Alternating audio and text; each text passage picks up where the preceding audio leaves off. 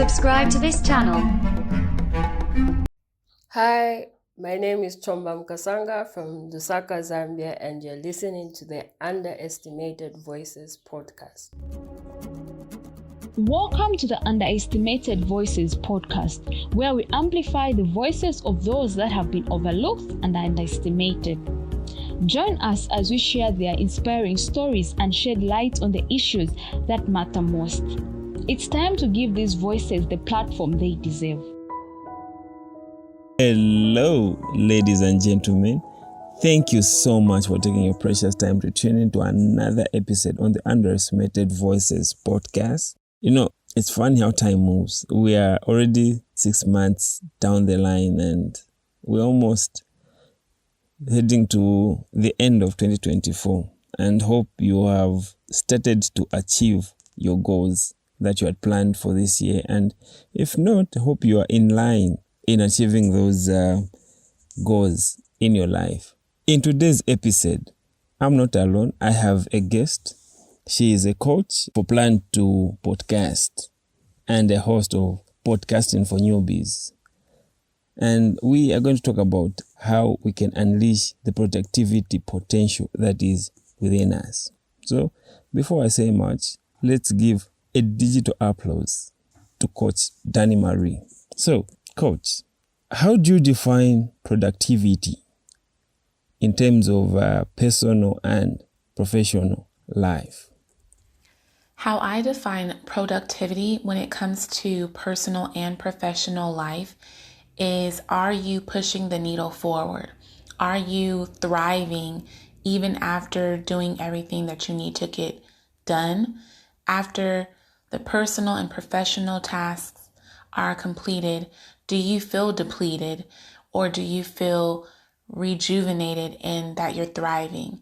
Are you able to get things done in a systematic way and still have a lot of your day left?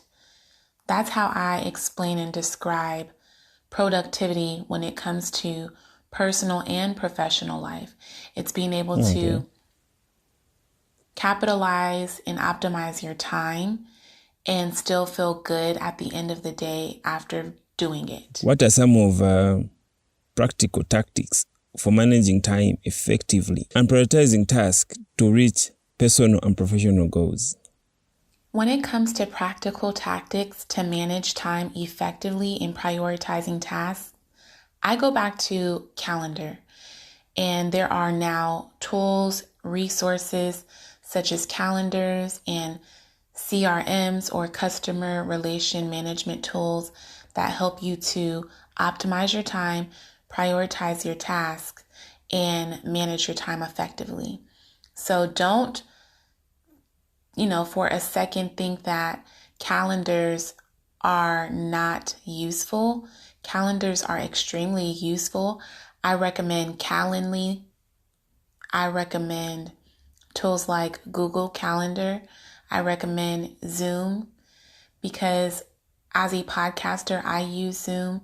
It helps me schedule all of my activities and it interfaces with my calendar.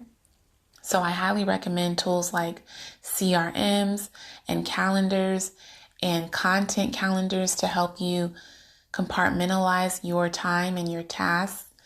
And with a content calendar, obviously, it helps you decide what you will do for which day.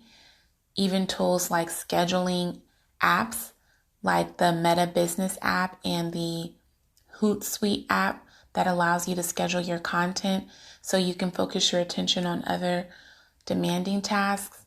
So just to recap, I would say tools like Calendly, Google Calendar, Apple Calendar, Zoom, because that's what I use as a podcaster, and then content calendars. You can create a content calendar in Canva, and CRM tools.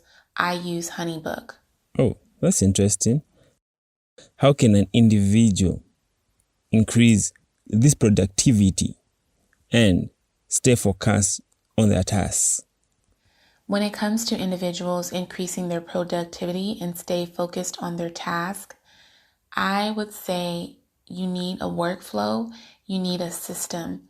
So one thing you can do to practice this is document your week, how you do things naturally, and then after that first week, go back to assess ways that you can improve your process.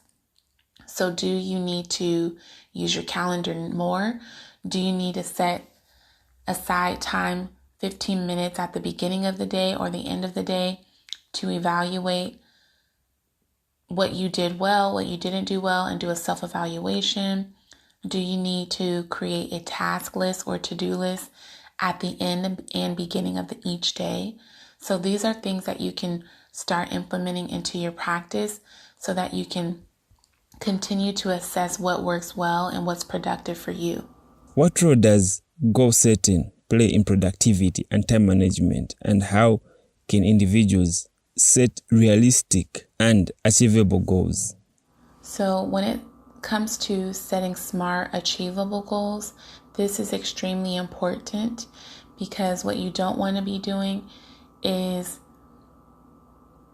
setting unrealistic goals and expectations, having unhealthy boundaries, and just feel like you're not moving the needle or moving forward because you're just not optimizing your time effectively. So you do need to set SMART goals. SMART is an acronym for specific, measurable, achievable, realistic, and timely. So I encourage people to look that up and find out what each acronym means in the interest of time, and really meditate on that. It's not that you are just trying to do everything in a day, but how can you maximize your time by doing the most smart thing that will help you, like I said, leverage your time better.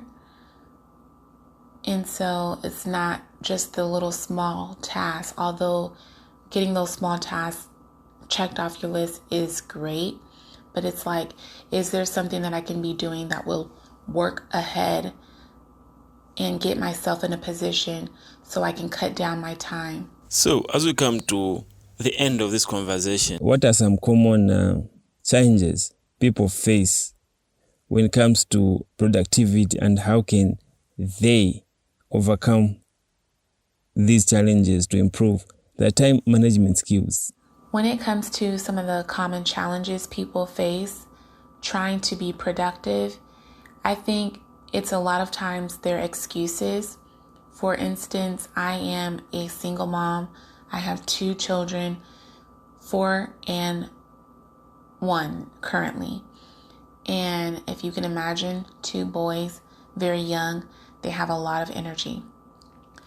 I had to get very clear about their needs and my needs and how I can try to accomplish everything that I need to do. So I woke up earlier to beat them before they have a chance to wake up so I can get my time in. I podcasted early in the day and then during my kids' nap times. And then when it came to podcasting 3 times a day, even when my kids were wild and running around in the background, I used AI to supplement my voice. So it wasn't my background that people would hear, but it was AI. And I just got very creative and unique in the way that I did things. And I think everyone has the same amount of time in a day. It's just how you choose to use that time and leverage that time. So if you really are committed to doing something, you will find a way to get it done. Well, Coach, thank you so much for joining me on this episode as we spoke about mastering the clock. And as we wrap up on today's episode, I just want to hope that you have found this conversation with our dearest coach, Dani Marie, insightful and inspiring. Remember to put each and everything that we spoke about into action. Remember what I always say: be you, do you, and mind your own business. It doesn't hurt. Nika face, even this shall pass. May God bless you.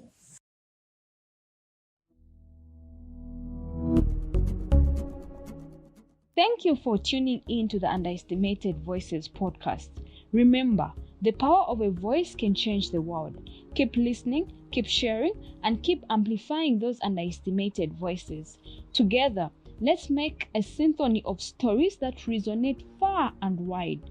Stay inspired, stay curious, and join us again next time for more incredible narratives. Until then, keep listening and let your voice be heard.